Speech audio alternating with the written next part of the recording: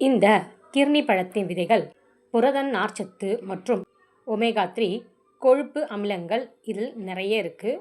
இதில் நிறைய ஊட்டச்சத்துக்கள் இருக்குது. இது இதய ஆரோக்கியத்தை மேம்படுத்தும், நோய் எதிர்ப்பு சக்தியை அதிகரிக்கும், செரிமானத்தை சீராக்கும், சருமம் மற்றும் கூந்தல் ஆரோக்கியம். இது வயிற்று புழுக்களை நீக்கும். பல ஆரோக்கிய நன்மைகள் இந்த விதையில் இருக்கிறது. இந்த ஒமேகா 3 கொழுப்பு அமிலங்கள் இதய தசைகளை தளர்த்தி மாரடைப்பு மற்றும் பக்கவாதத்தை ஏற்படுத்தாமல் பாதுகாக்கும்.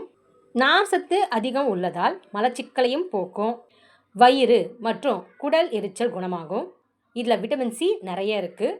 உடலின் நோய் எதிர்ப்பு சக்தியை அதிகரிக்கும், தொற்று நோய்கள் தடுக்கிறது, சரும சுருக்கங்கள் மற்றும் கருவளையங்கள் நீக்க சருமத்தை பளபளப்பாகவும்.